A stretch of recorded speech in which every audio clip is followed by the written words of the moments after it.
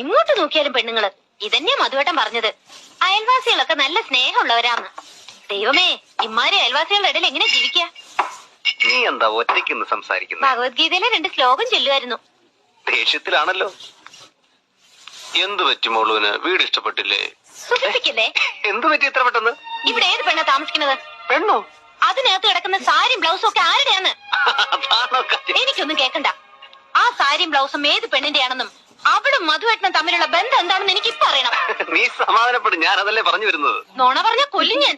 പട്ടിക്കാട്ടുകാരിയാണ്, 10ാം ക്ലാസ്സുകാരിയാണ് എന്ന് കരുതി എന്നെ പറ്റിക്കാനൊന്നും നോക്കണ്ട.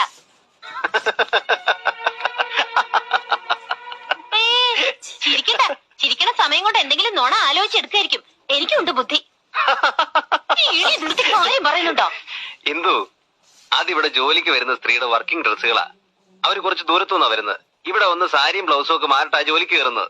ഓഹോ, അപ്പൊ ഉർവശിയാണോ? അയ്യോ, ഉർവശിയല്ല, ശാന്തി. കോന്തി. പേരൊക്കെ കൃത്യമായിട്ട് ഓർത്തു വെച്ചിരിക്കാ. ഞാനേ അവളെ വീരാളി പട്ടൊക്കെ എടുത്ത് കത്തിച്ചു കളയാൻ പോവാ. അയ്യോ, അവള് വരുമ്പോ